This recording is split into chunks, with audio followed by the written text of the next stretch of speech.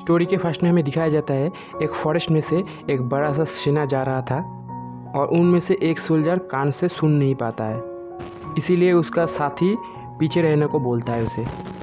और वो लोग एक जगह पे रुकता है रेस्ट लेने के लिए और उसके पास ही एक तालाब था और वो सोल्जर तालाब में देखता है कि एक गोल्ड का टुकड़ा पड़ा हुआ है, तो वो उस गोल्ड के टुकड़े को अपने पास रख लेता है।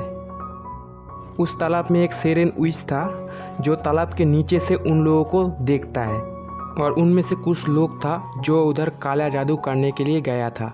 तभी हमें दिखाया जाता है कि वो सेरेन विच पानी के ऊपर आ चुका है और पानी के ऊपर आके वो डांस करने लगता है, अजीब तरह का डांस।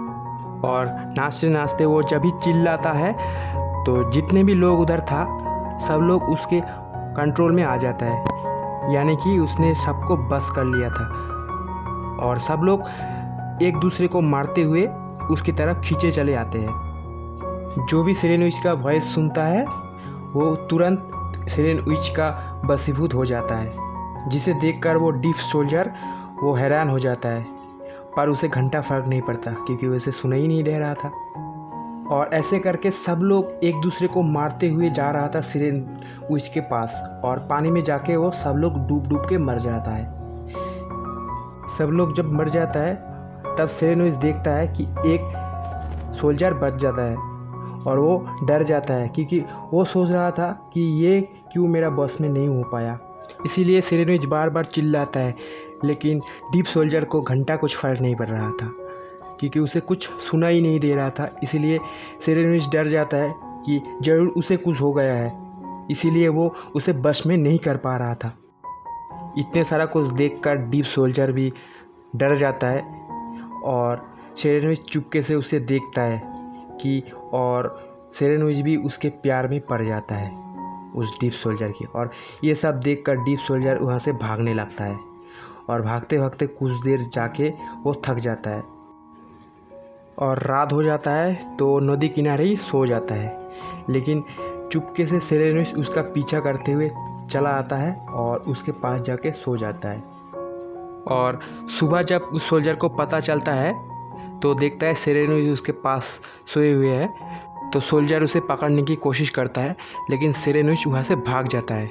बस उसके शरीर से डीप सोल्जर को एक लाल रंग का हीरा लग जाता है, तो इसे सोल्जर के मन में लालच आ जाता है और वो सेरेन विच का पीछा करते हुए उसके पीछे पीछे नदी में जाता है और दोनों एक साथ प्यार करने लगता है। और इस डीप सोल्जर को कुछ फ़र्क नहीं पड़ता है और उसके मन में कुछ और ही चल रहा था, इसीलिए वो एक करके चेक करता है कि उसके शरीर में असल में हीरा है या नहीं, और वो चुपके से एक झटके में उस सेरेन विच को बेहोश कर देता है। और उसके शरीर में से जितने भी हीरे जवाहरात था, जितने भी खजाना था, वो सब कुछ वो निकाल लेता है एक एक करके और वो सेरेन विच को नदी में फेंक देता है वो, और जितना भी खजाना उसके पास था उसे लेकर वो चला जाता है। सेरेन विच घायल हो चुका था, इसीलिए उसके खून से पूरा नदी ही लाल हो जाता है, पूरा उसका ब्लड से भर जाता है।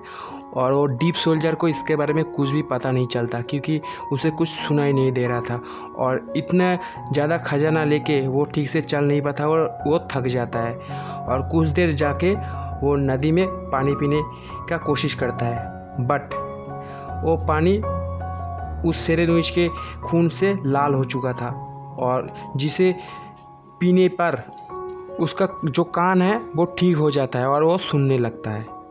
और इस तरफ सेरेन विच को होश आ जाता है तो नदी के ऊपर वो आके चिल्लाने लगता है और इस बार उस डीप सोल्जर को वो सब कुछ सुनाई दे रहा था और इसीलिए वो सेरेन विच के वश में हो जाता है।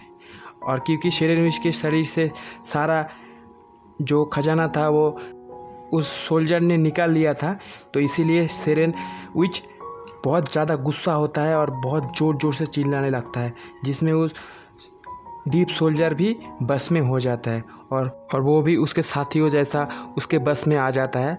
और उसके बस में आने के बाद उन लोगों का क्या हाल होता है वो पहले ही आप लोग देख चुके हैं। तो इसके बाद वो डीप सोल्जर भी मारा जाता है नदी में डूबकर। तो इस स्टोरी में हमें दिखाया गया कि ज़्यादा लालच ठीक नहीं है और उस डीप सोल्जर का भी क्या हालत हुआ ज़्यादा लालच के लिए, तो वो आप लोग देख सकते हो इस स्टोरी में। तो स्टोरी कैसा लगा गाइस? अगर अच्छा लगा है तो एक लाइक करना और एक्सप्लेनेशन अच्छा लगा तो एक कमेंट भी करना। तो मिलते हैं गाइस नेक्स्ट वीडियो में, तब तक के लिए बाय बाय।